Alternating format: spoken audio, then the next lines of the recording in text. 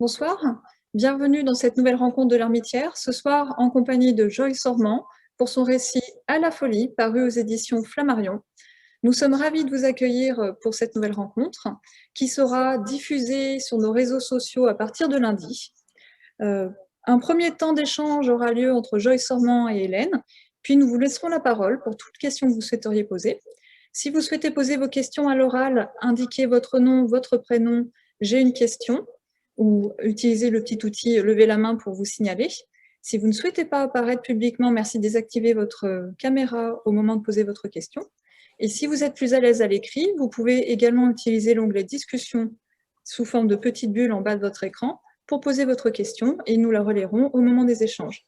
Je vous souhaite une excellente rencontre. Je reste à disposition si vous avez un problème technique pour échanger et que la rencontre vous soit la plus agréable possible. Merci à vous.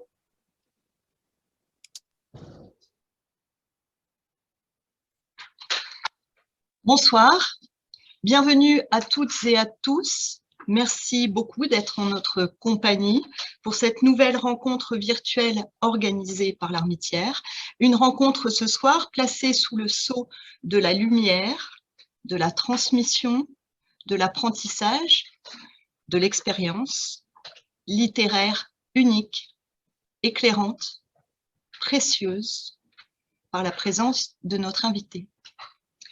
Cette dernière est née en 1973. Elle se consacre d'abord à l'enseignement de la philosophie avant de se diriger vers l'écriture. En 2005, paraît son premier roman, Boys, Boys, Boys, lauréat du prix de Flore. En 2013, elle reçoit le prix François Mauriac de l'Académie française pour Comme une bête. En 2014, La peau de l'ours est sélectionnée dans la liste du prix Goncourt. Bonsoir, Joyce Ormand. Merci infiniment d'avoir accepté notre invitation. C'est un immense plaisir de pouvoir échanger avec vous pour ce moment qui ne peut être, pour chacun de nous, lecteurs, que salutaire, enrichissant, mais également très émouvant. Bonsoir et merci beaucoup pour votre accueil, votre invitation. Vous allez effectivement nous présenter votre nouveau livre qui vient tout juste de paraître aux éditions Flammarion. Je remercie très chaleureusement au passage Sophie et Victoire pour leur confiance renouvelée. Livre donc qui s'intitule À la folie, que vous pouvez, amis lecteurs et lectrices, bien évidemment, vous procurer sur nos tables à la librairie ou sur notre site www.armitière.com, car c'est, selon moi, tout à la fois une lecture nécessaire, impérative, croyez-moi. Alors, qu'en est-il?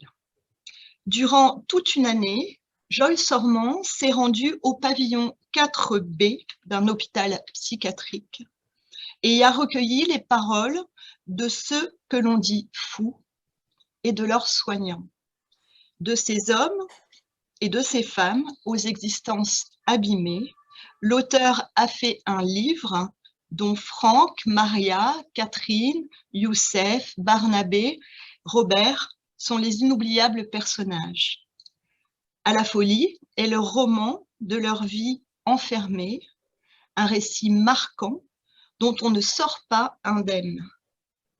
Le grand psychiatre Lucien Bonafé a dit, je cite, « On juge du degré de civilisation d'une société à la manière dont elle traite ses fous. » Joyce Ormand nous confie, je vous lis un passage.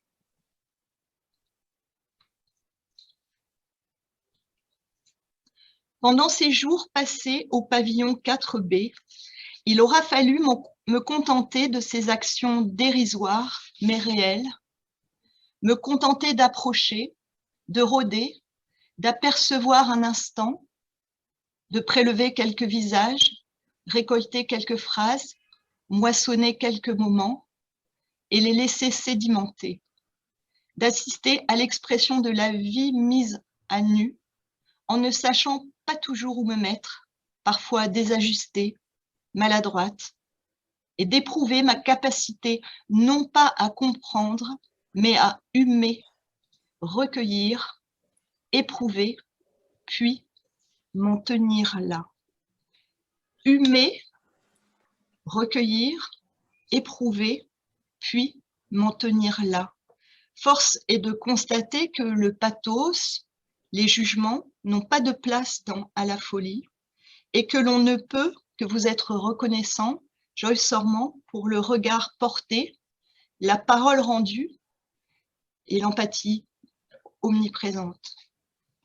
Alors, cher Joyce Sorman, Antonin Artaud, dans Van Gogh, le suicidé de la société, nous dit « Il y a dans tout dément un génie incompris dont l'idée qui luisait dans sa tête fit peur et qui n'a pu trouver que dans le délire une issue aux étranglements que lui avait préparé la vie. » Et vous-même, dans une interview, vous dites « La folie mène à la fiction. Les personnages que j'ai rencontrés passent leur temps à reconstruire des réalités à partir de fictions qu'elles se racontent. Il y a quelque chose d'immédiatement romanesque dans leur délire verbal, dans leur imagination, leur exubérance. Il y a vite ambiguïté entre les personnes et les personnages. Il me fallait me méfier du pittoresque. S'emparer de la fiction pour donner voix aux personnes et aux personnages en présence et rendre compte de cette exploration du réel, tel était votre dessein dans l'écriture d'À la folie, comme vous aviez pu le faire par ailleurs dans Paris, Gare du Nord ou dans L'Inhabitable. Expliquez-nous, s'il vous plaît. D'abord, merci pour cette très belle introduction et cette belle présentation du livre. Alors, mon projet, il était flou au départ, hein, parce que on pourrait dire que c'est ce qui caractérise la littérature d'immersion, peut-être par rapport au genre romanesque classique, c'est que on ne sait pas très bien ce qu'on vient chercher.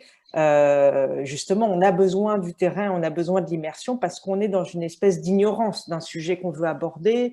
On est poussé par un désir et on est poussé par l'envie de savoir, justement. La littérature d'immersion, c'est aussi une littérature qui, dans le temps de l'écriture, veut accéder à une certaine connaissance. Donc, c'est vrai que quand j'écris des romans, il y a, avant même l'acte d'écrire, un travail de construction, d'anticipation, c'est à peu près où on veut aller. Et dans la littérature d'immersion, il y a un lieu finalement qui préside au livre, qui était là pour le coup l'hôpital psychiatrique. Et finalement, je ne savais pas ce que j'allais y découvrir. L'idée, c'était justement d'y aller vierge, d'y aller sans préjugés, d'y aller en ignorante et de se laisser cueillir et de se laisser prendre par le réel. Et c'est vrai que quand je suis allée à l'hôpital, beaucoup de gens me disaient « Mais qu'est-ce que vous voulez écrire ? De quoi va parler votre livre ? Comment il va être construit ?» Et j'en savais absolument rien. J'avais juste le désir d'être là et d'être vraiment, je le dis dans le livre, comme une espèce de tympan prêt à vibrer aux paroles, aux gestes, aux atmosphères, aux odeurs, aux sons. Et je voulais vraiment être un réceptacle. Alors évidemment, il ne s'agit pas de s'imaginer qu'on est complètement passif, sans préjugés, sans idées, sans même options politiques à défendre. Mais en tout cas, on essaye de se faire quand même, comme vous le rappeliez dans l'extrait que vous avez cité, le plus intuitif possible et le plus sensible possible au sens des sens en éveil. Et donc, le projet de départ, c'était vraiment de me faire la chambre d'écho et le réceptacle d'une réalité de manière la plus modeste qui soit, donc de restituer des corps, des paroles, un lieu, une institution, et d'essayer de les ordonner quand même dans un récit pour les rendre plus visibles, pour les rendre audibles, pour les rendre peut-être émouvants et pour qu'ils donnent à penser. Donc, le projet de départ, il était nécessairement modeste dans sa démarche, mais il était très ambitieux aussi dans voilà, dans son résultat potentiel. C'était de donner à voir un lieu aussi compliqué, un lieu aussi opaque que l'hôpital psychiatrique, et de donner à entendre une réalité aussi emmêlée, voilà, aussi obscure, aussi subtile que la folie. Donc, il y a une espèce de dialectique entre, pour moi, la modestie de la démarche et en même temps quelque chose de presque prétentieux dans le but du livre, à savoir s'attaquer à ce sujet qui est un sujet aussi classique de la littérature, qui est un sujet énorme et qui est la face nord d'une montagne, la folie que tous les arts essayent d'approcher et finalement on n'en vient jamais à bout, et c'est ça qui est aussi formidable dans ce motif-là, ce motif poétique qu'est la folie. Alors, cette immersion réalisée pendant 1 an dans cet univers clos, l'hôpital psychiatrique public, n'a pas dû être simple, Joyce Sorman, à mettre sur pied, car l'on peut aisément imaginer qu'il n'est pas facile d'y avoir accès. Expliquez-nous, s'il vous plaît, comment vous avez procédé, le processus mis en place afin que cela soit rendu possible. Alors, en effet, ça a été très compliqué. Je commencerai par citer les propos d'une psychiatre qui est dans mon livre sous le nom d'Eva, sous le pseudonyme d'Eva, qui est une psychiatre assez merveilleuse et à qui, quand je demandais l'autorisation de venir dans son service, me disait « mais dans hôpital public, il y a public ». Et public, ça veut dire ouvert à tous, ça veut dire ouvert au public, ça veut dire que la société tout entière doit pouvoir circuler dans ce lieu-là. Et elle était même étonnée que je demande l'autorisation et me disait mais tout le monde devrait pouvoir rentrer dans ces lieux.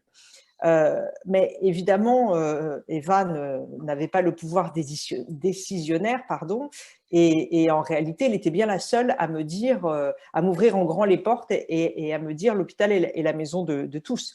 Parce que ce qui s'est passé, c'est que je me suis heurtée précisément à une opacité, à des refus, à de la méfiance, voire à de la paranoïa. Et les hôpitaux psychiatriques sont des lieux, par définition, coupés du monde, à l'écart, soustraits au regard. Et donc, pour obtenir les autorisations pour y pénétrer, c'est extrêmement difficile. Il a fallu que je passe par des amis psychiatres qui eux-mêmes avaient du mal à m'obtenir ne serait-ce que des rendez-vous avec des chefs de service.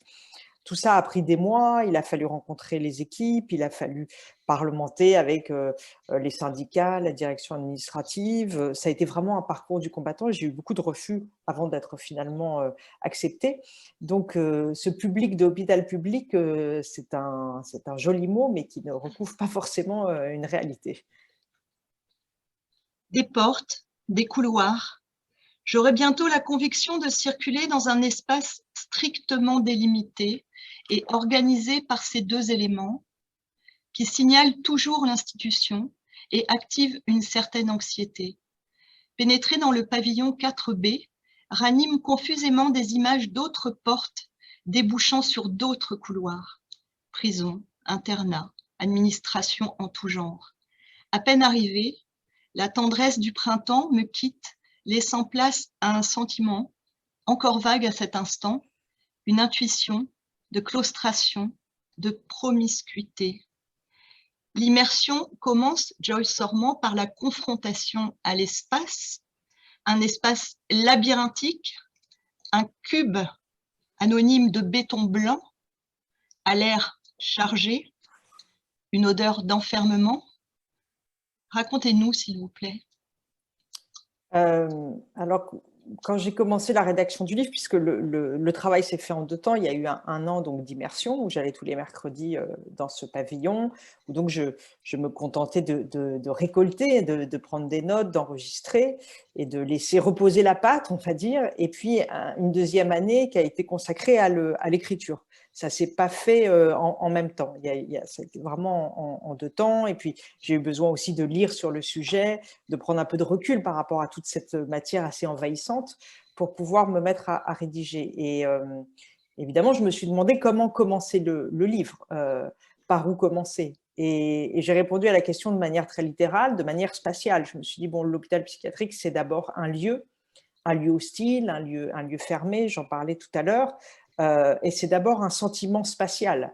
je pense que même le patient qui arrive à l'hôpital psychiatrique, il comprend que sa vie a basculé parce qu'il se trouve projeté dans un espace hermétique, dans un espace qui a ses propres règles, sa propre architecture, sa propre ambiance, ses propres odeurs, couleurs, lumière, etc. Donc, c'est d'abord un sentiment spatial, et c'est ça que j'ai voulu mettre en place au début du livre aussi, pour que le lecteur me suive et se mette sur mon épaule, me suive entrant dans cette boîte noire. C'est-à-dire que le début du livre, c'est vraiment une espèce de travelling avant, où voilà, je suis devant le mur de l'hôpital et puis je passe plusieurs sas, et je voulais faire sentir ce basculement d'ambiance et finalement mettre en scène ma propre entrée, parce qu'au début, je m'interrogeais sur justement ma présence dans le livre et la façon dont j'allais pouvoir régler ma présence, et je me demandais si j'allais apparaître et à quel point j'allais apparaître. Et je me suis dit, finalement, ce qui motive le livre, c'est quand même moi qui viens de l'extérieur, qui n'ai pas vocation à être internée en psychiatrie, enfin, ça ne m'est jamais arrivé, et j'y étais pas en tant que patiente. Donc moi, en tant que corps étranger qui décide de rentrer dans cet endroit, et ma présence même va perturber la marche du service. Donc je voulais mettre en scène, voilà, cette entrée, là encore de manière assez lente, assez pragmatique, assez modeste, de dire, voilà, j'arrive, et justement avec cette idée de n'être plus qu'un tympan, de n'être plus qu'une espèce de paroi vibrante. Qu'est-ce que mon corps reçoit quand il arrive dans cet endroit? C'est-à-dire qu'à ce moment-là, je ne suis pas en train de penser, d'anticiper, d'imaginer. Je veux juste être attentive à ce que mon corps va percevoir du lieu, et ça me semblait être la meilleure entrée en matière, justement hors de tout discours sur l'hôpital psychiatrique, de juste faire ressentir ce changement d'atmosphère. À l'intérieur de cet espace de claustration, de cette boîte fermée, un autre espace fermé, de la claustration dans la claustration, un personnage à part entière, c'est la chambre d'isolement, un rite de passage, mais aussi souvent un endroit à l'usage dévoyé. Décrivez-nous, s'il vous plaît, cet endroit et ce recours peut-être parfois trop systématique. Oui, alors, en effet, comme vous le dites, la chambre d'isolement, c'est une boîte dans la boîte. C'est l'isolement au carré, c'est un emboîtement comme des poupées russes. C'est-à-dire qu'il y a l'hôpital psychiatrique, il y a le service, et dans le service, il y a les chambres, et au milieu des chambres, il y a la chambre d'isolement, qui est vraiment le point carcéral de la psychiatrie, qui est vraiment comme une cellule de prison. La différence est à peine visible. Alors la chambre d'isolement, je le dis, c'est un peu le trou noir dans le service, c'est-à-dire que tout le monde en a peur. C'est cette espèce de force maléfique, cette espèce de menace qui plane sur tous les patients, la punition ultime. Alors pas que la punition aussi, c'est-à-dire que c'est ça qui est intéressant aussi à l'hôpital psychiatrique, c'est que finalement tout est ambivalent, c'est-à-dire que la chambre d'isolement, évidemment que c'est un lieu extrêmement rebutant, qui peut apparaître comme une violence exercée contre les patients, et c'est régulièrement le cas, parce que comme on manque de soignants, qu'on manque de personnel, qu'on ne peut pas gérer tous les patients, qu'on ne peut pas gérer ceux qui tout d'un coup vont très mal ou sont dans des accès de violence, et donc on les met dans la chambre d'isolement, parce qu'on veut s'en débarrasser, parce qu'il n'y a pas assez de gens pour gérer une crise, parce qu'on n'a pas le temps de comprendre l'angoisse qui prend le patient à ce moment-là. Donc, c'est une solution de facilité. Cette psychiatre Eva en parle très bien. Elle dit qu'on l'utilise souvent pour prévenir, ou pour prévenir une crise qu'on imagine, ou alors pour assurer plus le confort des soignants que des patients, qu'on l'utilise de manière hâtive, qu'on l'utilise souvent trop longtemps. Normalement, c'est seulement quelques heures. Il y a des patients qui restent des jours, des semaines, voire des mois. Comme on manque de lits aussi, parfois on donne le lit de la chambre d'isolement parce qu'il n'y a plus de lits normaux, entre guillemets. Et c'est vrai qu'il y a quelque chose de très barbare dans ces chambres de contention. Mais ce que j'ai appris aussi, vie, justement en passant du temps là-bas. Ça, c'est l'image que j'avais de la chambre d'isolement et elle se révèle malheureusement assez juste. Mais ce que j'ai appris là-bas, c'est que la chambre d'isolement peut aussi se révéler bénéfique. Il y a des patients qui demandent à aller en chambre d'isolement, justement parce qu'ils ont besoin de se couper du monde, de se couper d'une réalité qui les agresse, de se couper du bruit incessant des autres patients, qui eux-mêmes sont agités, qui eux-mêmes sont bruyants, menaçants. Donc la chambre d'isolement peut aussi être un refuge pour des patients qui, parfois dans leur pathologie, aussi me racontait Eva, ont des sentiments d'éparpillement. Il y a des patients qui ont l'impression que leur corps s'éparpille en 1000 morceaux. Et donc la contention de la chambre d'isolement leur fait retrouver une espèce de sentiment d'intégrité physique. Et puis, il y a aussi les patients suicidaires qui peuvent être sauvés, entre guillemets, en allant en chambre d'isolement. Donc, voilà, il faut pouvoir regarder les deux angles, même si, évidemment, qu'il y a énormément d'abus dans l'utilisation de la chambre d'isolement et que, justement, cette manière un peu intelligente et humaine d'utiliser la chambre d'isolement, elle n'est pas assez développée, mais ça, c'est un problème en amont, c'est un problème administratif, c'est un problème d'organisation, de manque de soignants, etc. Barnabé l'a dit à propos de Bilal. Donc Barnabé, c'est un soignant. L'a dit à propos de Bilal. L'isolement crée l'angoisse et la violence qu'il entend combattre. Il ajoute qu'un soignant devrait se tenir en permanence avec le patient à l'intérieur de la chambre ou juste à côté, à portée de main, de cris, mais le plus souvent, on enferme et on s'en va. On enferme et on abandonne. En ISO, j'ai vu des fous tourner plus fous encore, des suicidaires se suicider, des agités devenir des bêtes. La chambre d'ISO est comme un trou noir planté au milieu du service. Les patients tournent autour avec méfiance. Elle incarne l'autorité absolue du médecin sur leur vie. Tout le monde en a peur. À son tour, Eva m'expose les 3 fonctions de l'isolement. Thérapeutique, rarement. Répressive, trop souvent. Sécuritaire, majoritairement. Les médecins entretiennent sciemment la confusion entre la nécessité urgente de soins intensifs et de simples mesures de sécurité et se dédouanent facilement depuis que la contention relève d'un protocole signé qui stipule par exemple que le patient doit être visité toutes les 20 minutes par un infirmier. Dans les faits, avec le manque de personnel, c'est impossible. Mais si le patient proteste ou s'il a un accident, ou s'il y a un accident, le médecin est couvert, inattaquable. Il a signé le paplard. Alors cet espace est régi par son propre rythme, ses contingences, la prise des repas, je ne vais pas dire là, post-clope, quand il y a assez de personnel, et les médicaments, la prise des médicaments, les traitements lourds, dans une forme de soumission à l'autorité, on pense à Milgram. J'ai un autre passage à lire.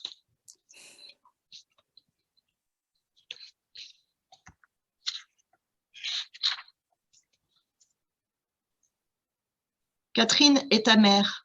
Dit que le métier, donc Catherine c'est une soignante, dit que le métier s'est réduit à peau de chagrin, le chagrin des soignants, celui des patients et de leurs familles. Il n'y a que la société qui a pas assez de chagrin pour nous.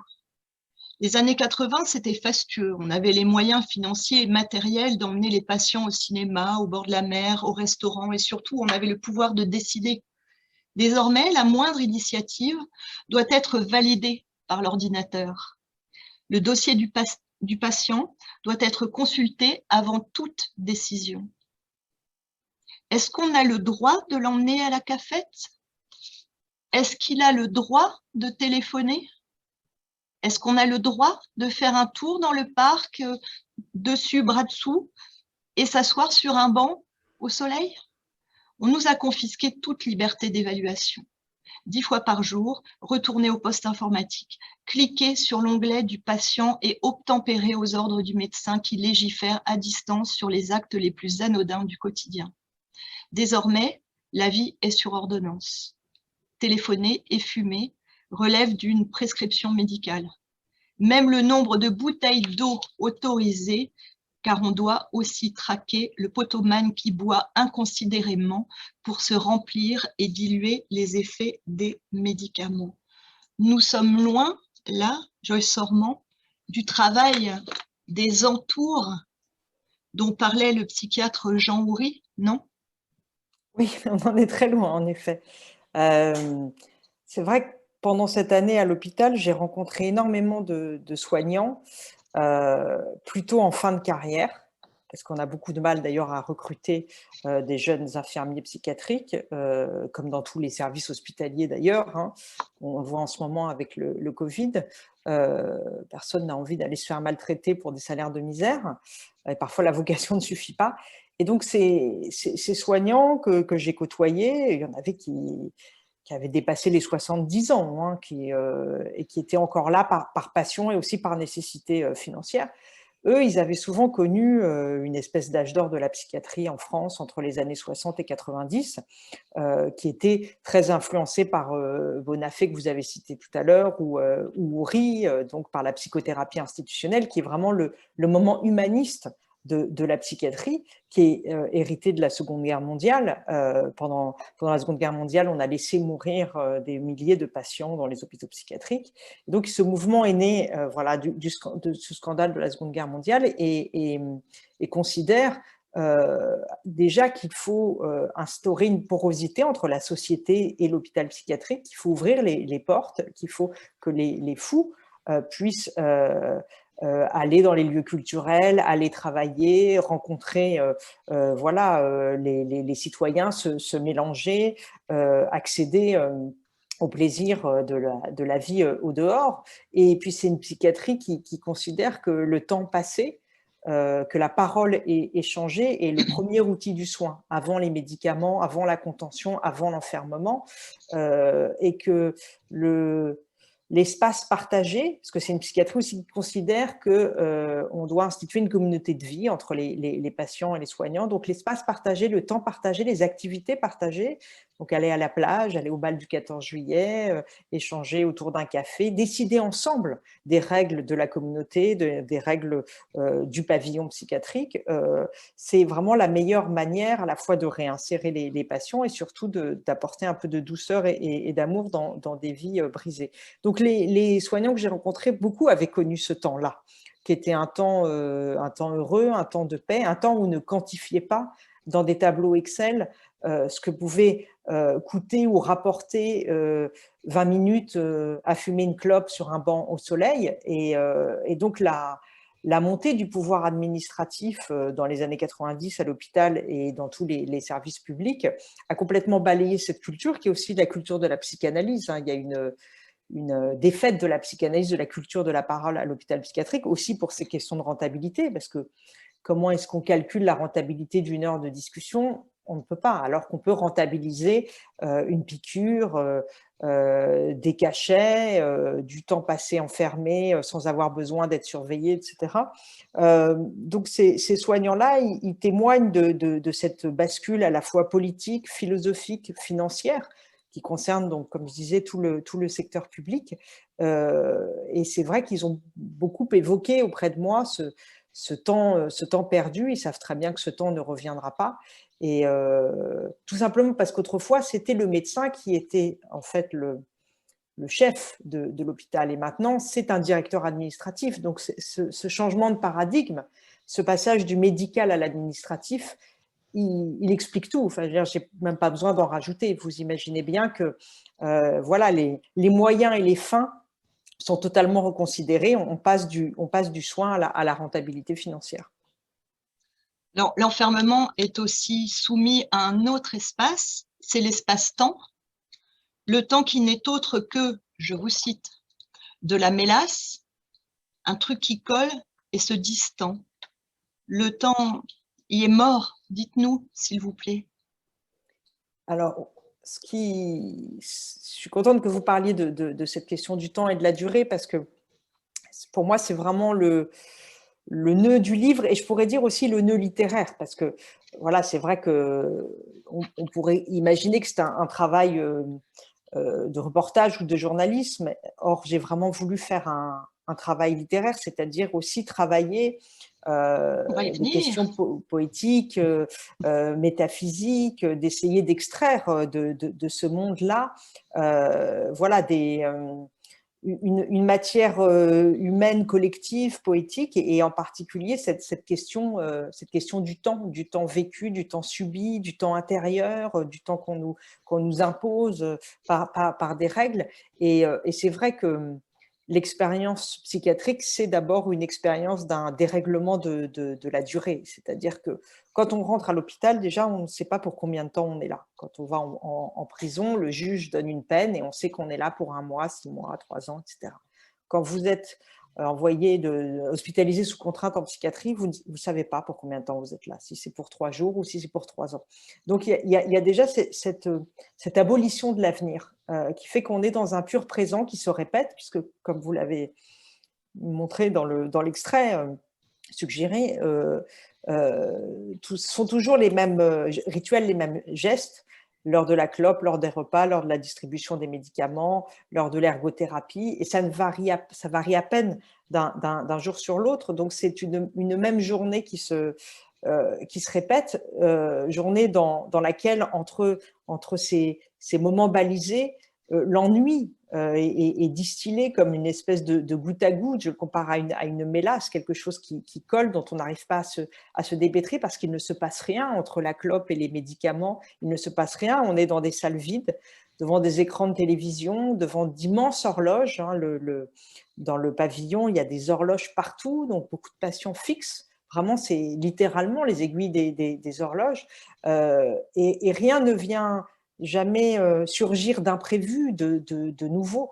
Et il y a beaucoup de temps qui est consacré à l'attente, justement, et à l'incertitude de l'attente, à l'incertitude aussi des post-clopes, parce que, comme vous le disiez, parfois, il n'y a pas assez de patients pour ouvrir la porte du jardin pour aller fumer. Donc, on attend pendant 1 heure l'heure de la post-clope et elle n'a pas lieu. Donc, l'ennui se réinstalle de nouveau. Et c'est vrai que moi, j'ai fait aussi cette expérience, de manière évidemment pas du tout dramatique comme les patients, mais j'ai pu passer des mercredis là-bas avec eux, assise sur une chaise, à attendre, moi aussi, parce que c'était un jour où personne n'avait vraiment envie de me parler. Moi-même, je n'avais pas toujours assez d'énergie pour aller vers les autres.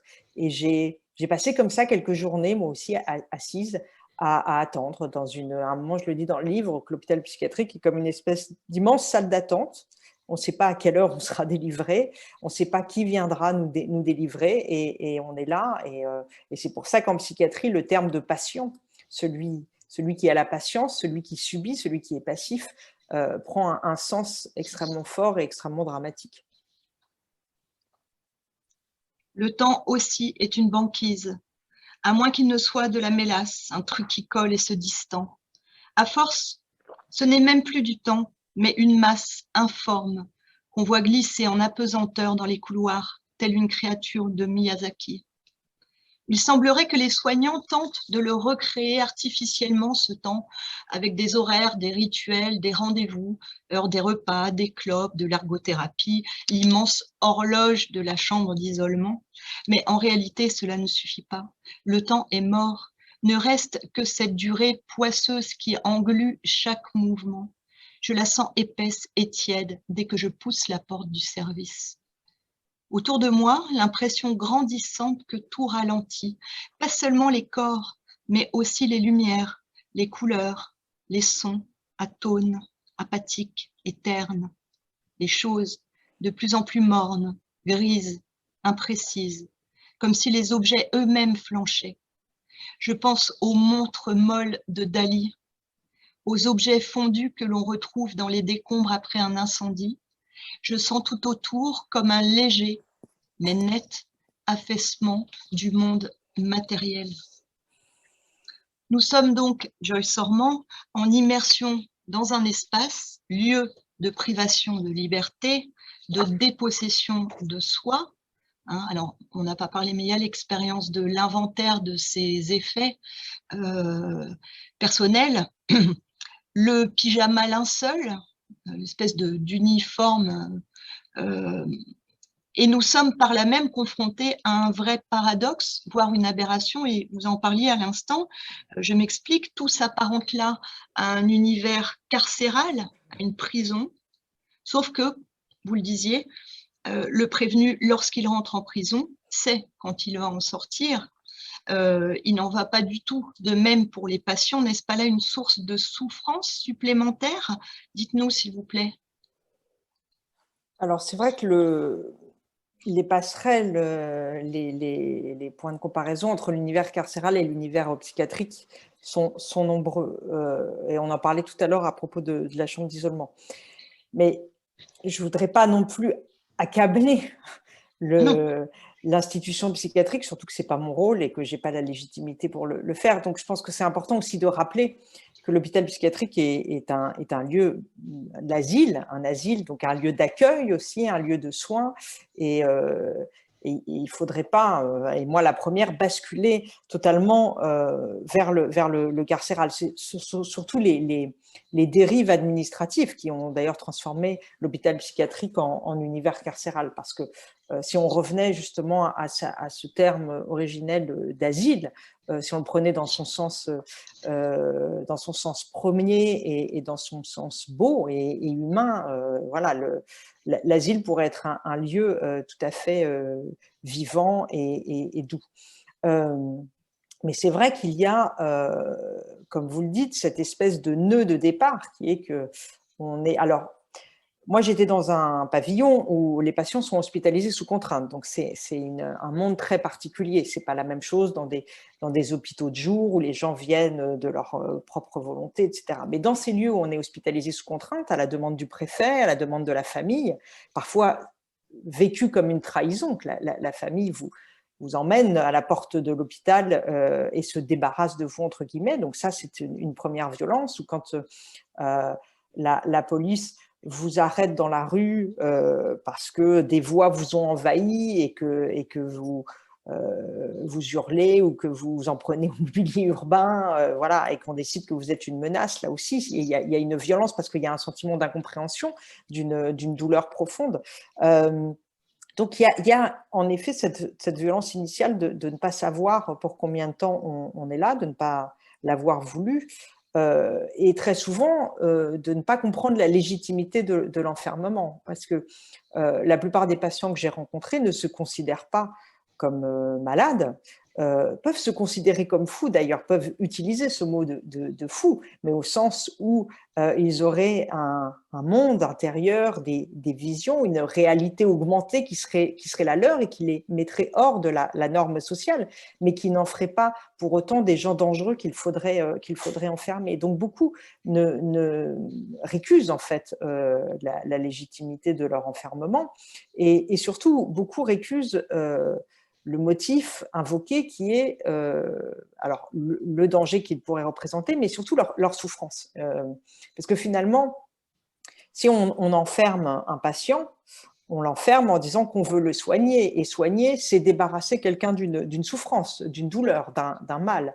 Or, beaucoup de patients, en particulier Franck, qui est un des héros du livre, me dit « Je ne comprends pas pourquoi je suis là parce que je ne souffre pas. » Alors peut-être que je suis fou, mais à partir du moment où je ne souffre pas, pourquoi est-ce que je suis à l'hôpital? Pourquoi est-ce que des médecins m'enferment? Puisque le médecin, c'est celui qui débarrasse de la douleur. Donc il y a beaucoup de controverses chez les psychiatres eux-mêmes autour de cette question. Il y a des psychiatres qui disent finalement, si le patient ne se dit pas malheureux, pourquoi est-ce qu'on l'enferme? D'autres psychiatres diront, mais justement, le problème, c'est qu'il n'a pas accès à sa douleur, il n'a pas accès à sa souffrance, et il est là pour avoir accès à sa souffrance. Et il y a beaucoup de controverses philosophiques, éthiques, sur cette question de la douleur, et c'est ça qui rend aussi la folie extrêmement problématique, et cette branche de la médecine extrêmement subtile et ambivalente. C'est-à-dire que est-ce qu'on peut soigner celui qui dit ne pas souffrir?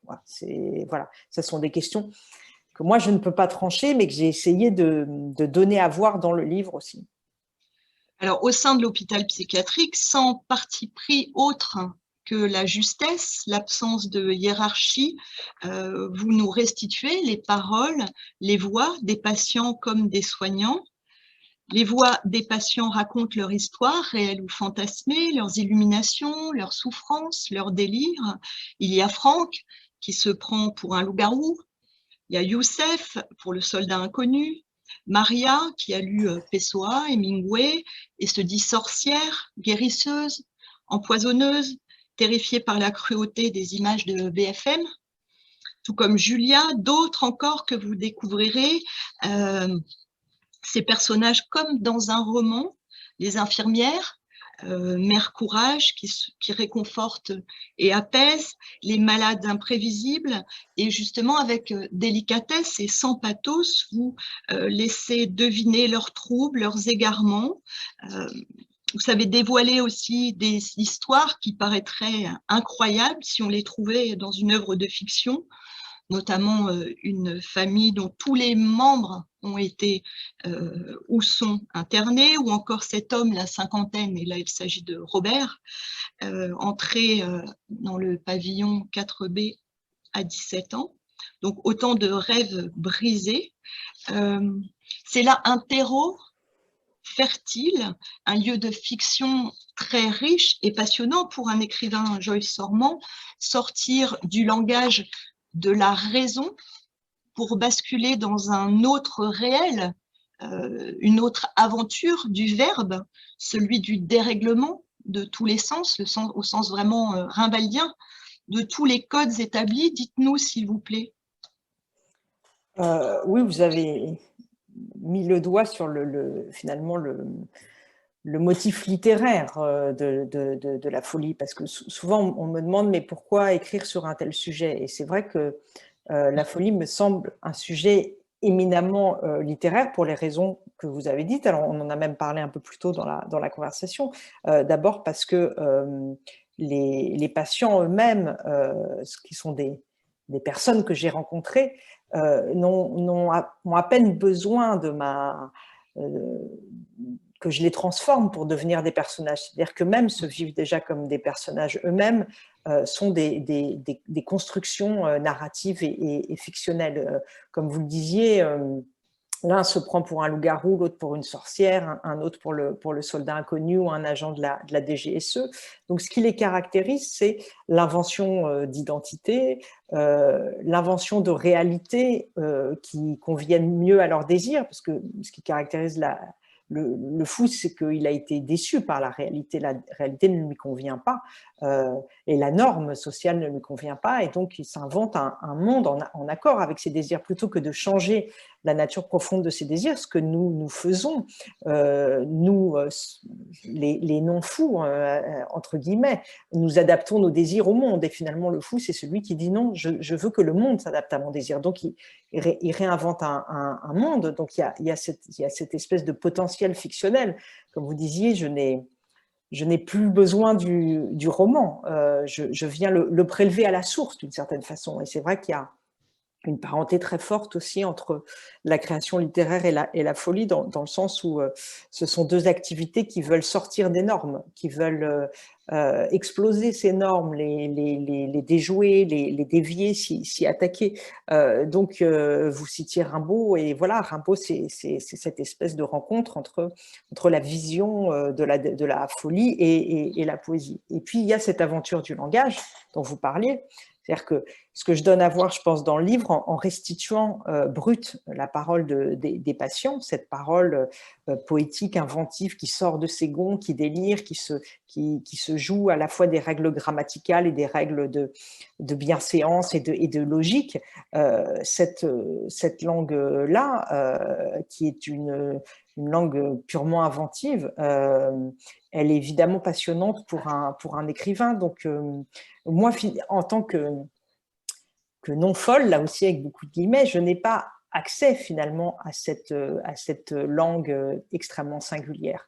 Et donc, je viens la prélever là où elle est, et je l'importe, et je la prends comme une espèce aussi de don ou de cadeau qu'ils me font. Je l'importe dans ma propre langue, dans mon propre texte, et je sais que non seulement je lui rends justice en faisant ça, j'essaye de la faire entendre, mais finalement, j'en profite aussi moi d'une certaine façon. Je renforce ma propre écriture par cette langue venue d'ailleurs. Donc, c'est une espèce d'échange de bons procédés, on va dire. Mais voilà, en tout cas, pour un écrivain, c'est une aventure stylistique, je pense, assez passionnante.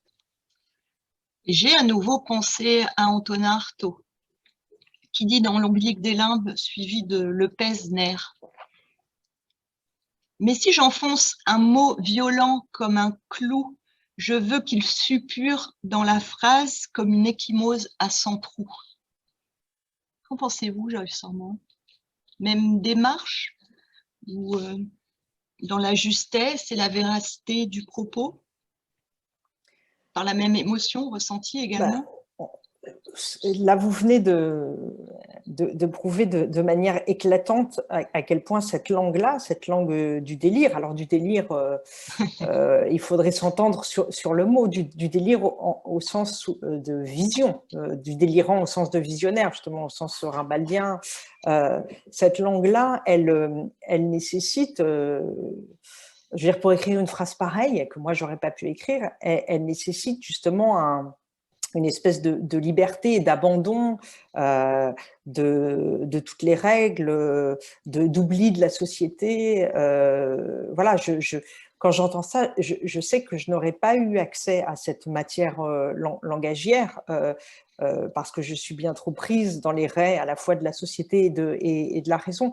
Donc, une fois de plus, il s'agissait vraiment de prélever ces mots-là en ce qu'ils nous ouvrent à l'imagination, en ce qu'ils nous ouvrent à d'autres visions, d'autres idées. Ils font naître des images neuves et il y a aussi ce sentiment de vérité. Alors, c'est un mot très compliqué à utiliser, mais au sens où il y a une frontalité de l'expression. Il y a justement dans cet affranchissement des règles de bienséance dont je parlais tout à l'heure, il y a par exemple un langage cru sexuel assez fort chez les patients que j'ai rencontrés qui témoignent de cette idée qu'on ne va pas s'embarrasser de quelques règles que ce soit et qu'on veut être le plus direct possible dans l'expression de ses sentiments, de ses émotions, de ses pensées. Donc il y a une espèce de crudité. Et je pense que c'est ce saut hors de la société des fous qui permet cet accès direct à ce qui, chez d'autres, serait enfoui sous des précautions, des inquiétudes, de la prévenance, de la politesse, etc. Alors, confrontés à celle de leurs patients, la voix des soignants exprime d'autres souffrances et d'autres tourments, l'amertume des personnels à tous les niveaux, de la femme de ménage au médecin-chef. Ces moines soldats, ces gardes-frontières disent le manque de moyens, les protocoles aberrants, le délabrement général de la psychiatrie en France, de moins en moins de temps compensé par de plus en plus de chimie, résume l'un d'eux. Quand l'hôpital, je cite encore, public va mal, son parent pauvre, la psychiatrie va encore plus mal. Au-delà de la réflexion sur la folie induite par votre récit, pointe aussi la dimension politique sur la gestion de la santé publique. Ce n'est pas un essai, vous le dites, ce n'est pas mon opinion, c'est le réel dans la bouche des soignants, assurez-vous. Et ce réel témoigne de la dégradation, si ce n'est de la chute d'une institution en mettant à nu certaines vérités, mais aussi certains paradoxes flagrants. Par exemple, Robert, qui a besoin une nuit, donc qui veut toujours garder sa montre alors que chaque soir on lui enlève, il y a un incident avec une infirmière. Je vous lis un petit passage. Il est comme ça, Robert. Il a toujours besoin de tenir quelque chose, sa montre ou une personne. Le verdict tombe, puisqu'il a donc agressé cette infirmière. Une semaine en chambre d'isolement, le réajustement de son traitement et la confiscation provisoire de tous ses objets. Mais quelques jours plus tard, Robert récidive sous le coup de l'ennui, de la mélancolie, du ressentiment ou d'une émotion plus obscure encore. Le débordement n'a pas la même violence pourtant.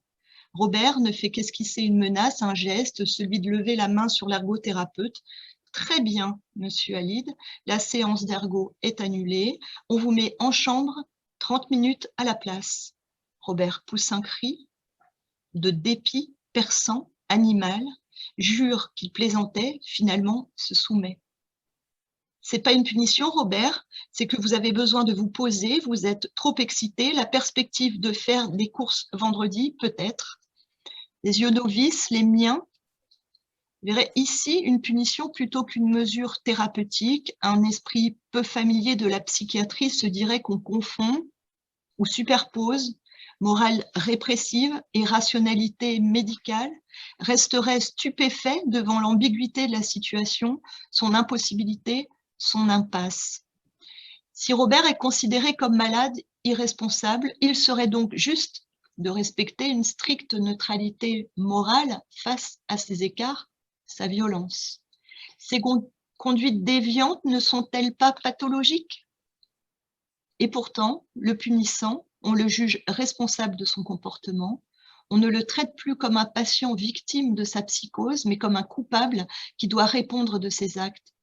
Je ne sais pas comment les médecins peuvent se défaire de ces injonctions contradictoires, être à la fois soignants et garants de l'institution asilaire, thérapeutique, mais aussi liberticide. Je ne vois pas comment sortir de cette nasse. Puis, ils le savent tous, à l'hôpital psychiatrique, signifier son mécontentement est le plus souvent considéré comme simplement inapproprié, pathologique. Là encore, comment s'affranchir de ce paradoxe? Le patient qui veut manifester un peu d'amour-propre, d'indépendance, de liberté, un peu de vie peut-être, même un peu de rationalité, ne pourra le faire qu'en s'opposant à l'institution. Et alors cet éclat, considéré comme une rébellion, ne restera pas impuni. Robert n'a donc aucune latitude pour se mettre en colère. Seuls s'en sortent ceux qui savent rester froids et lointains dans leur rage, ceux qui savent doser, adapter, convertir leurs protestations pour échapper à la punition, à l'augmentation des doses de médicaments au prétexte d'une furieuse aggravation de leur état, et ceux qui savent utiliser l'arme de la crise pour qu'elle apparaisse comme une réaction saine, même si inappropriée, par exemple pour obtenir un rendez-vous plus rapidement avec le psychiatre, car celui qui demande calmement et poliment une entrevue peut attendre une semaine avant d'être reçu. La soumission à l'autorité est incontournable, Joyce Sorman, et l'opposition et l'insoumission ne peuvent passer que par l'infralangage du corps dont use Franck à loisir. Dites-nous, s'il vous plaît. Oui, alors ça, c'est aussi un moment important pour moi du livre qui met en lumière cette contradiction insoluble que je donne à voir dans la mission même du médecin psychiatre, qui doit à la fois soigner et réprimander, qui à la fois prend soin et en même temps punit. Et donc ce nœud-là, ce nœud insoluble entre la culpabilité et le statut de victime, c'est-à-dire que Robert est victime de sa folie et en même temps le déclare coupable dès qu'il produit un geste motivé par sa folie. Donc cette contradiction qui rend fou, hein, en tout cas un être rationnel, elle m'intéresse aussi en tant qu'écrivain. C'est pour ça que la psychiatrie est passionnante pour un écrivain, c'est que c'est le lieu des questions insolubles, des questions ambivalentes, du trouble permanent. Et ce qui m'a plu, c'est que finalement, je ne puisse pas résoudre moi-même par l'écriture tous ces paradoxes et que je les donne à voir et que je les donne à penser à chacun. Donc, la structure de l'hôpital psychiatrique, elle est kafkaïenne en ce sens-là, puisque finalement, on a servi des individus et quand ces individus se révoltent justement contre cette autorité, témoignant de pulsions de vie, justement de quelque chose de très rationnel, c'est rationnel de se révolter contre l'arbitraire et contre la violence. Mais le faisant et donc témoignant de leur santé mentale d'une certaine façon, ils sont considérés comme encore plus fous et ils seront punis et on augmentera leur dose de médicaments. Donc il y a vraiment une situation purement kafkaïenne qui était intéressante à donner à voir. Et donc c'est là où on se rend compte de l'intelligence et de la subtilité des patients et de patients comme Franck qui comprennent que S'ils veulent échapper à la punition, il faut qu'ils soient discrets, il faut qu'ils soient plus malins que les soignants, il faut qu'ils déjouent justement les dispositifs de surveillance et de répression. Et donc Franck, il sait très bien que s'il manifeste de la violence, il sera en chambre d'isolement. Donc il organise ces mini-sabotages pour marquer quand même son refus de l'arbitraire, pour dire je suis un humain, je suis un être vivant et je refuse qu'on m'impose des règles que je n'ai pas choisies, des règles que je trouve injustes. Donc, il se dresse en tant qu'être humain, mais comme il est malin, il cherche voilà, des voies détournées. Donc, c'est le sabotage de la distribution des médicaments, c'est des échanges de cartes SIM contre de la nourriture ou quelques euros, c'est de la contrebande cachée dans les faux plafonds des chambres, c'est des petits mensonges sur l'heure des pauses clopes pour améliorer le quotidien. Donc, c'est une minuscule résistance comme ça, une infra-résistance en effet, qui permet de rester vivant dans ces lieux-là, tout en déjouant le pouvoir de l'administration. Et c'est intéressant dans le sens où ça nous interroge sur celui qu'on dit fou, qui semble à ce moment extrêmement intelligent et subtil dans sa démarche. Autre incongruité, Joyce Sorman, restituée par la voix d'un soignant, Barnabé. En réalité, me dit Barnabé, les patients ne cessent de transgresser les règles qui sont faites pour les névrosés, pas pour les psychotiques, car leurs folies particulières ne peuvent s'accommoder d'un règlement conçu pour tous, d'un quotidien raide et répétitif. Cela paraît en fait absurde, non ? Oui, c'est ce qui caractérise l'activité psychiatrique, ou du moins ce qui devrait la caractériser, c'est justement l'individualisation du soin. C'est ce que m'explique une psychologue à la fin du livre et que j'ai trouvé absolument passionnant. Elle dit s'il y a bien un lieu où le protocole n'a pas de sens, c'est la psychiatrie. Et il faudrait individualiser chaque acte de soin. Autant en cancérologie, vous avez des protocoles pour les cancers du sein. Voilà, on soigne à peu près de la même façon tous les malades. Autant en psychiatrie, il n'y a pas deux patients schizophrènes qui se ressemblent, puisque ce sont des pathologies qui sont tellement emboîtées dans des histoires personnelles, dans des biographies, dans des vies, des affects. On ne peut pas protocoliser, on ne peut pas généraliser. Il faut en fait adapter chaque manière de soigner à l'individu qu'on a en face de soi. Il n'y a pas de protocole pour la bipolarité, pour la schizophrénie, ça n'a pas de sens. Alors malheureusement, ces protocoles-là sont quand même mis en place. Mais cette psychologue, elle revenait à la nature même du soin. Donc cette nécessité d'individualiser, c'est ça aussi qui rend la psychiatrie belle, et c'est ça qui la tue également, puisque dans cette époque de restrictions budgétaires, de protocolisation, de généralisation de processus administratifs, la manière de soigner la folie au cas par cas, de façon très artisanale, très intuitive, ne trouve plus sa place. J'ai encore des passages. Hein. Là, vous avez lu presque tout le livre déjà. Non. Non. Vous voulez que je... Non, j'y vais. Catherine relève que le service accueille de plus en plus de malades qui restent de plus en plus longtemps, pas tant, précise-t-elle, pour des problèmes médicaux que sociaux, et comme on manque de structures de soins en ville, les patients sédimentent dans les murs de l'hôpital. Pourtant, au début des années 70, alors que la sectorisation se développe, on ferme des lits, on déploie des relais extra-hospitaliers pour assurer la continuité des soins au dehors. Il s'agissait bien, sans doute, autant par souci financier qu'humaniste, de réintroduire les fous dans la vie, dans la ville, d'abattre les murs des asiles, de nous mélanger, car, comme le disait le psychiatre Bonafé, il était urgent de rendre la folie à la société, d'utiliser à bon escient le potentiel soignant contenu dans le peuple. Ce n'est pas vraiment ce qui se passe, en fait. Hein. Le degré de civilisation de notre société semble donc bien en peine, Joyce Sorman. Oui, il est bien en peine quand on regarde la manière dont on traite les fous, les Au dehors, prisonniers, les personnes âgées, les migrants. Voilà, il y a cette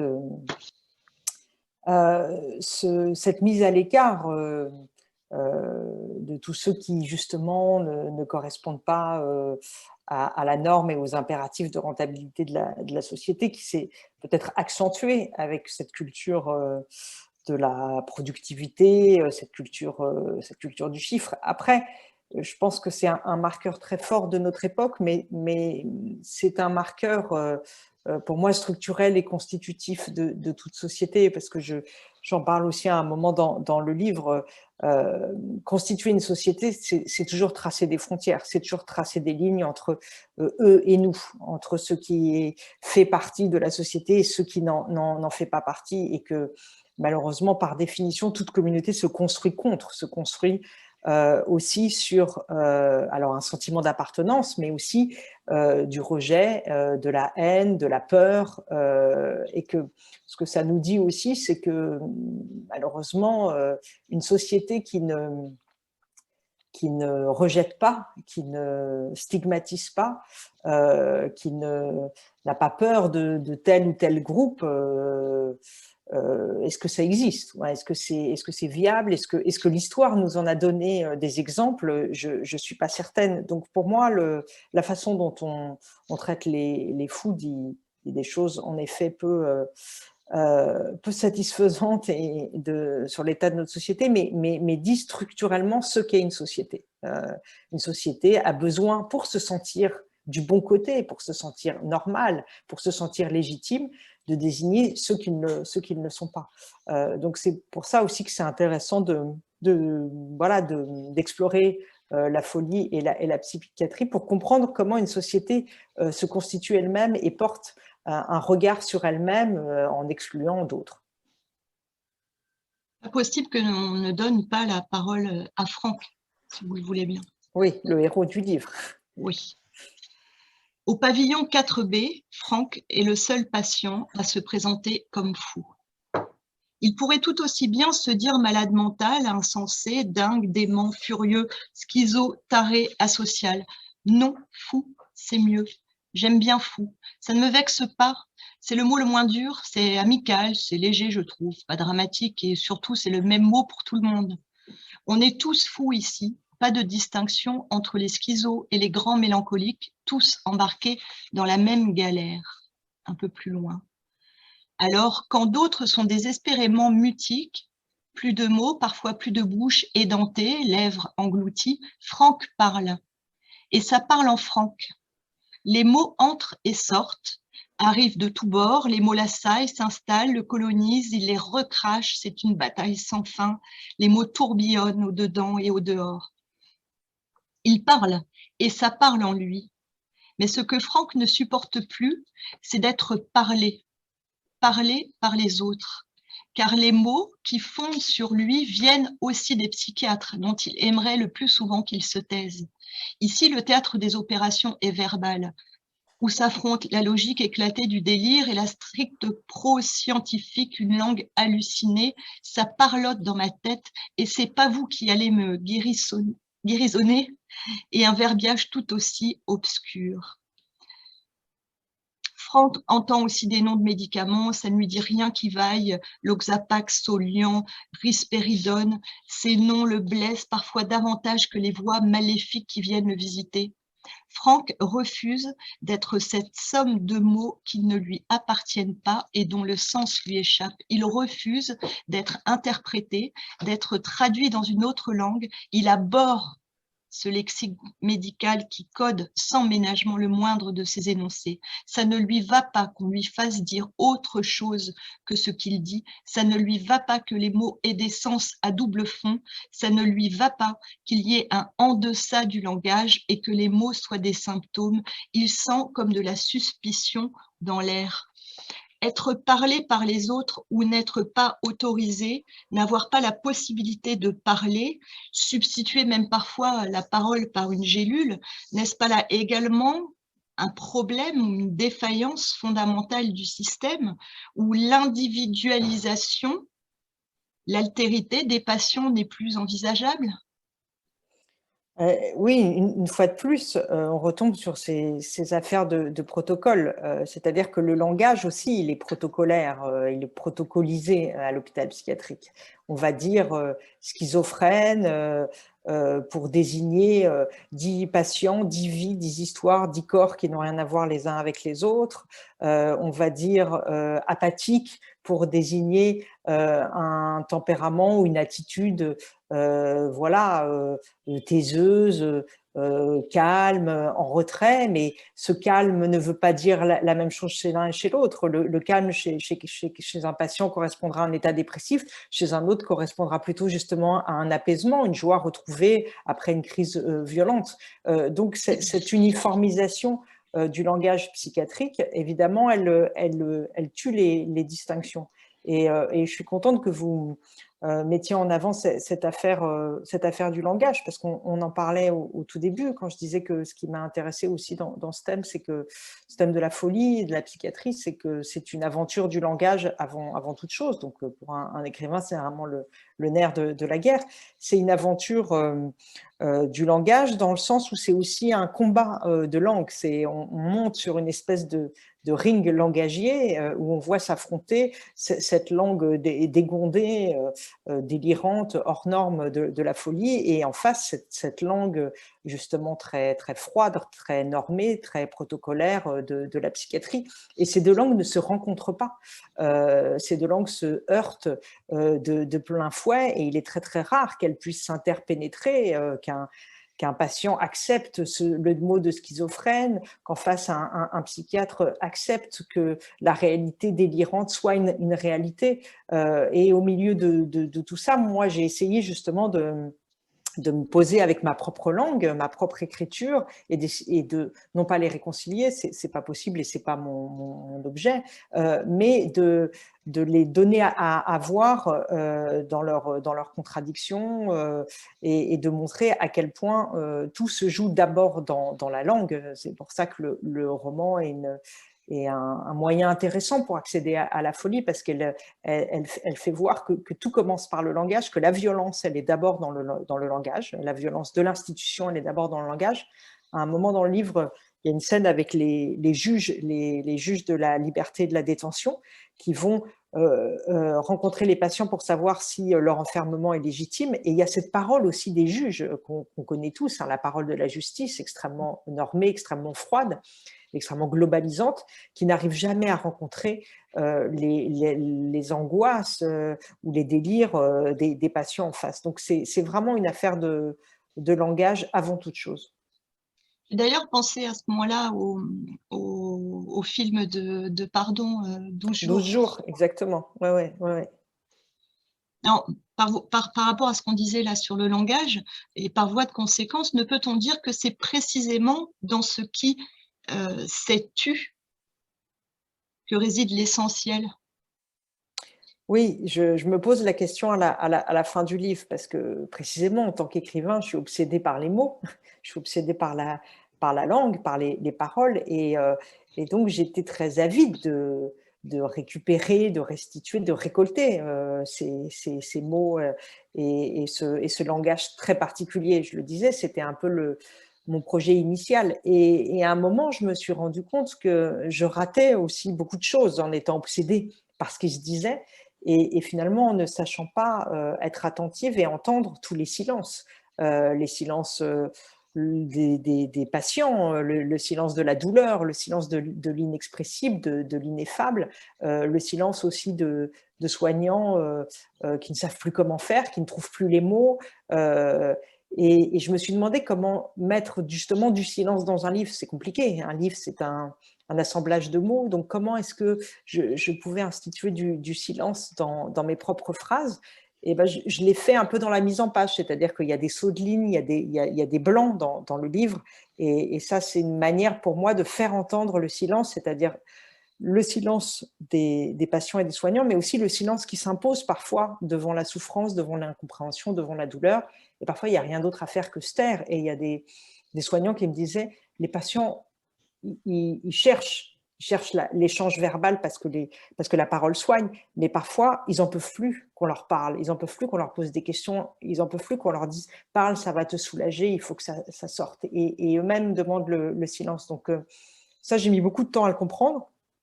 J'ai quasiment mis 1 an d'immersion à comprendre l'importance du silence. Et c'est pour ça que c'était important que je passe beaucoup de temps dans cet endroit pour accéder aussi à ces intuitions-là qui n'étaient pas évidentes au départ, où j'étais moi-même dans un trop-plein de paroles. Si l'hôpital psychiatrique est bien une aventure du langage, de la parole et du silence, du plein et du vide, des cris et des marmonnements, du sens et du non-sens, du verbe qui soigne et de celui qui déraille, peut-être ai-je prêté trop d'attention à tout ce qui se dit quand il y a aussi tout ce qui est tu. Je vais quand même laisser la parole aux personnes qui nous regardent et qui souhaitent poser des questions. Et vous pouvez continuer pendant ce temps à en préparer d'autres, bien sûr. Alors, nous avons notamment Armelle Alexandre qui veut bien poser une question à l'oral. Et donc, nous réactivons votre micro. Oui, bonsoir, vous m'entendez? Oui. Bonsoir. Alors, déjà, merci pour cette rencontre et merci à Joyce Ormand pour son récit qui m'a vraiment beaucoup impressionnée. Et j'ai tout aimé, mais j'ai particulièrement aimé, comme vous le disiez tout à l'heure, l'entrée dans le livre. Et je voulais vous demander justement si vous passez par l'oral pour travailler vos phrases, parce que j'ai été très sensible aussi au rythme de vos phrases, au mouvement de la phrase. J'ai l'impression que ça épouse vraiment la progression des sensations que vous ressentez qui deviennent de plus en plus fines. Donc j'ai été très sensible à cet aspect stylistique.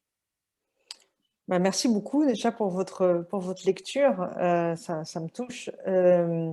Alors oui, je règle toujours à l'oral, je dirais en dernière instance. Je pense que beaucoup d'écrivains font comme ça, c'est-à-dire que il y a d'abord plusieurs versions écrites.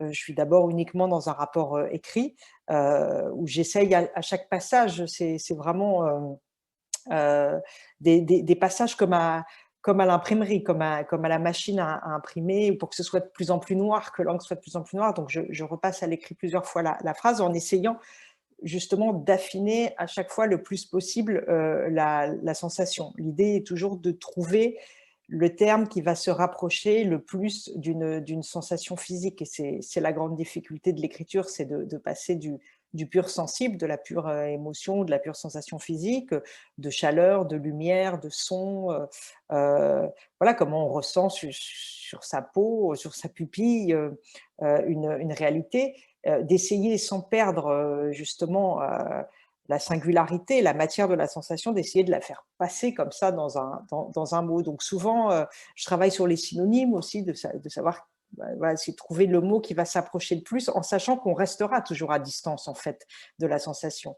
Le mot, il capture jamais totalement la sensation, mais il essaye de l'encercler. C'est aussi pour ça que souvent, il peut y avoir des formes de litanie aussi, d'accumulation comme ça de termes, parce que j'essaye d'enserrer le plus possible la sensation, de me rapprocher le plus possible, de l'encercler avec une série de mots qui vont donner une idée, voilà, de cette sensation. Et puis c'est vrai que le dernier passage de la machine à imprimer, on peut dire, à imprimer justement le sensible, c'est l'oralité, mais je pense que la plupart des écrivains le font. Je règle toujours en dernière intention à l'oral pour travailler justement sur le rythme, aussi ressentir s'il n'y a pas des répétitions de sonorités dans des mots, trop de S, trop de F, voilà, donc la musicalité, elle se règle à la fin, une fois que le sens est fixé d'une certaine façon. Je dirais qu'il y a le travail du sens et puis après il y a le travail du rythme et de la musicalité et puis de la respiration aussi pour le lecteur. C'est vrai que moi je travaille beaucoup sur la ponctuation, la virgule ou le point-virgule qui correspondent voilà, à deux respirations différentes. Et ça, c'est vraiment un travail extrêmement satisfaisant parce que déjà, c'est souvent le signe que c'est presque fini, que le gros du travail est derrière nous et qu'il reste cette musique à régler. Donc, il y a la satisfaction du travail accompli et de travailler justement sur les entours de la phrase. Et puis, c'est vraiment le moment du détail le plus infime. Donc, c'est un moment que moi, j'aime beaucoup. Alors, il y a une question, merci Madame Alexandre, une question de Monsieur Jean-Olivier Durand. Donc, on va lui donner aussi la parole. Bonjour. Bonjour. Donc, j'avais une question concernant les neuroleptiques, parce que vous avez regardé ça de près. Si on avait mis Vincent Van Gogh sous neuroleptique, est-ce qu'il aurait été toujours aussi créatif? Alors, écoutez, je suis pas médecin, donc oui, voilà, je peux pas vraiment répondre. Mais si je réponds de manière intuitive, et je pense que vous aurez la même réponse que moi, je dirais que sans doute pas, puisque oui. Les neuroleptiques, par définition, comment dire, annulent et désactive des connexions neuronales, donc des images, désactive des images dans le cerveau, désactive des désirs, des émotions, et qu'on paralyse des connexions, on déconnecte au sens propre. Donc le rapport entre le cerveau même et l'environnement est éteint.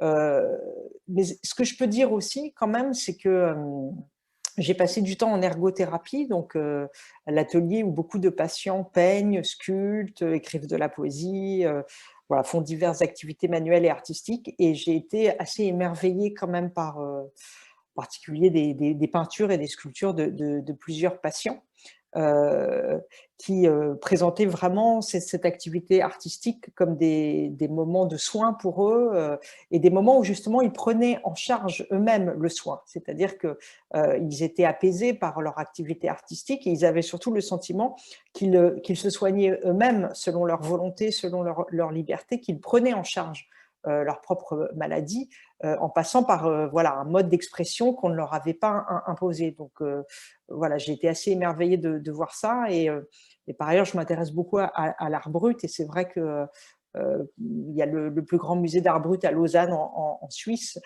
qui est absolument merveilleux et on peut voir en effet des productions justement de gens qui ont échappé à la psychiatrie entre guillemets, à la psychiatrie autoritaire et on voit ce que peut donner en effet un cerveau laissé totalement libre, si je puis dire. D'accord.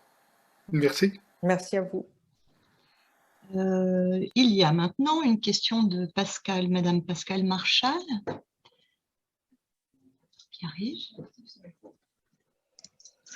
Bonjour, je vous remercie pour votre livre qui est très bien écrit, très, très intéressant à plein de niveaux. J'en ai fait la critique pour elle, ainsi que Anita Mio, qui ne veut peut-être pas que je la cite et qui est là, qui nous fait bonjour, puisque votre livre avait été nominé cette année. Donc, j'ai mis une très bonne note. J'ai juste 2 petits bémols. Oui, déjà, concernant l'art brut dont vous venez de parler, j'avais 2 mots à dire. J'ai un peu regretté que ce chapitre soit très court. Et il fait 2 pages, même pas. Et ouais. Il y a qu'à Lausanne qui est un musée, il y a Sète, il y a Bègle qui est un musée extraordinaire aussi, et qui est un musée français. Bon, c'est une chose. Vous allez continuer dans un prochain bouquin, on ne sait jamais. Et l'autre petit bémol, mais je suppose qu'il n'est pas dû à vous, je suppose que c'est l'institution qui veut ça, que vous n'avez pas eu le droit certainement. Est-ce que vous avez choisi de venir justement que le mercredi? Parce que j'ai trouvé que c'était un peu confortable de venir et de pouvoir s'extraire pendant toute une semaine chez soi, de retourner chez soi, alors qu'une vraie immersion à temps complet pendant quelques semaines ou une semaine ou 2 ou 3 ou 3 mois, je ne sais pas. Est-ce que c'est vous qui avez choisi ce temps? Parce que je pense qu'une immersion vraiment radicale, complète, ou dans laquelle vous seriez impliqué complètement, aurait peut-être été plus bon, je vais pas dire, je trouve pas le mot, peut-être Oui, oui, non, mais je vois ce que vous voulez dire. plus, pas juste, c'est pas ça, plus forte. Oui. D'abord, merci pour votre lecture. Sur l'art brut, vous avez raison. Je parlais du musée suisse parce que c'est le premier, c'est la collection du Buffet, c'est lui qui a défini l'art brut. Donc mais il y en a évidemment plein d'autres. Et je suis d'accord avec vous. Je pense que ça n'est pas assez développé dans le livre et je me suis beaucoup posé la question. Mais c'est vrai que j'ai eu envie de parler de l'art brut, mais ça allait aussi me sortir de ce pavillon 4B, ça allait un peu me sortir de la vie locale et finalement je me suis dit que c'était un sujet à part. Donc voilà, j'ai voulu que ce soit présent dans le livre, mais je reçois très bien la critique. Pour l'immersion, comme vous l'avez supputé, j'ai pas eu l'autorisation voilà, de faire une véritable immersion. C'est l'hôpital qui m'a imposé de venir uniquement un jour par semaine. Et il a même fallu que je me batte pour passer une fois une nuit, mais il ne voulait pas que je reste la nuit. Donc, j'ai eu le droit une fois passer une nuit, mais en fait, voilà, ça a été déjà très compliqué d'être accepté et je n'avais pas le choix. C'était un jour par semaine ou rien. Donc, vous aviez demandé quoi au départ? J'avais demandé justement de passer des semaines entières et puis aussi de dormir là-bas et puis d'accéder à plus d'endroits.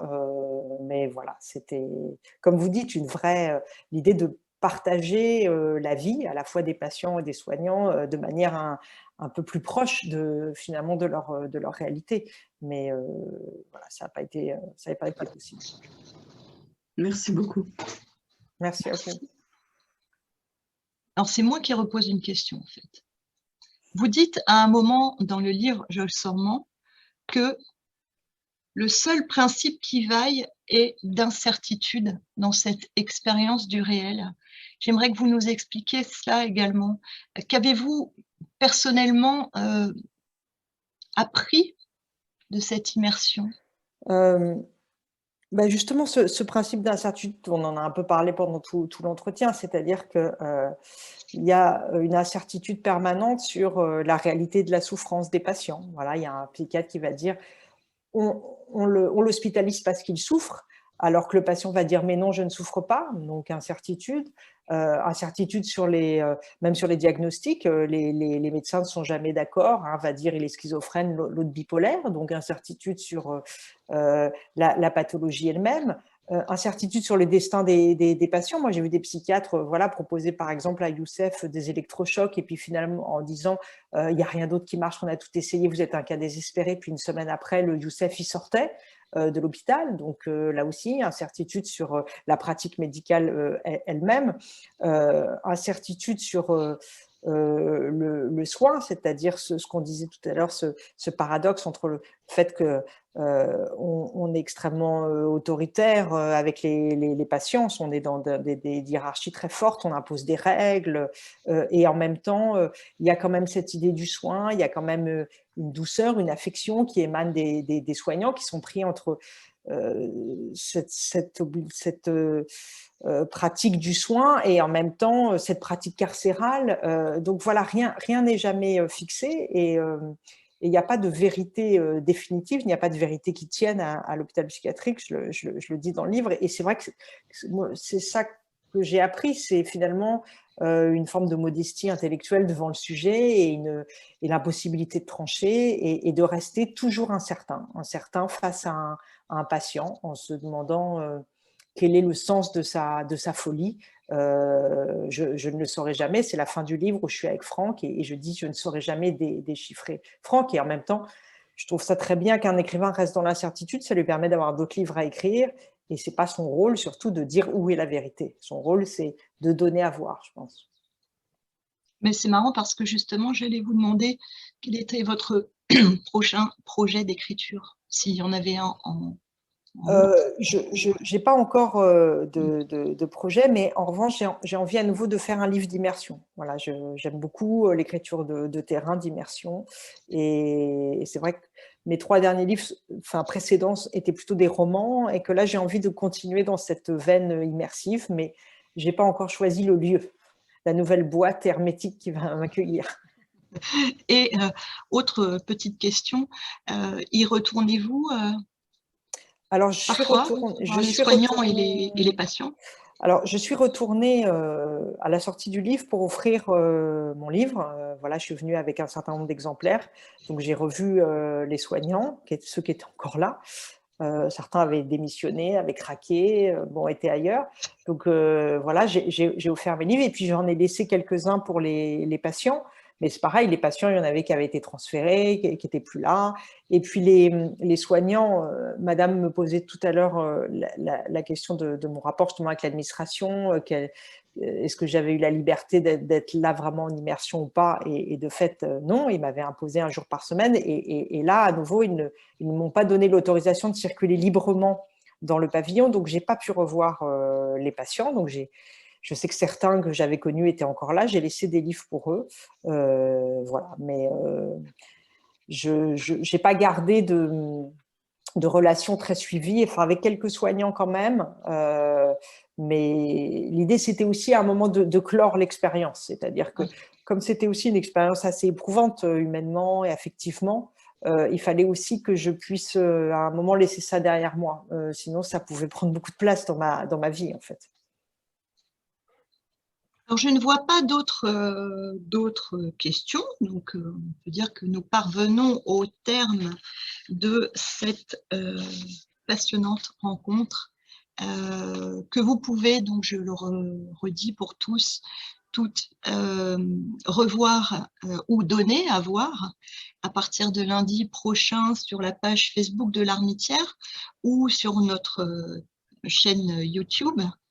Me reste à vous remercier très chaleureusement, Joyce Sormand, pour cet échange et bien sûr pour votre livre, Puissant objet littéraire, pour le regard, pour la transmission réalisée avec distance, pudeur et respect par vos mots.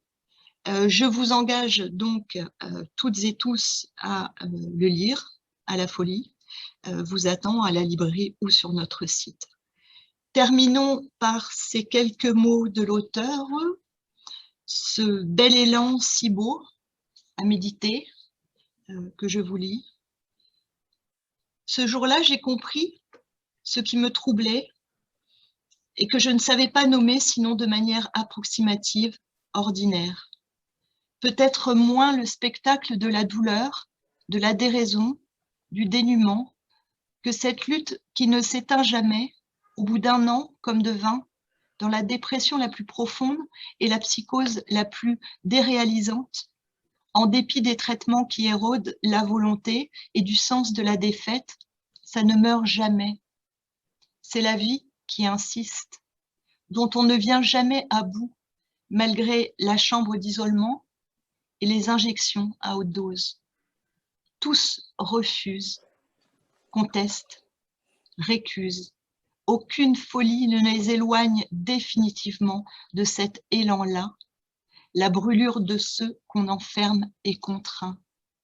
J'ai alors pensé qu'ils étaient comme des prisonniers politiques, injustement enfermés, sûrs et forts de leur cause, espérant que la vérité soit établie, une erreur réparée, victimes d'un pouvoir inique et autoritaire, internés contre leur volonté bien qu'innocents, n'ayant commis aucun crime. Merci à tout le monde encore pour votre attention et à notre auteur pour ce moment vraiment très précieux. Merci beaucoup. Bonne soirée à tous et à bientôt, je l'espère. Voilà. En vrai. Au revoir, en vrai. Merci. Merci beaucoup pour votre accueil. Merci à tous. Merci.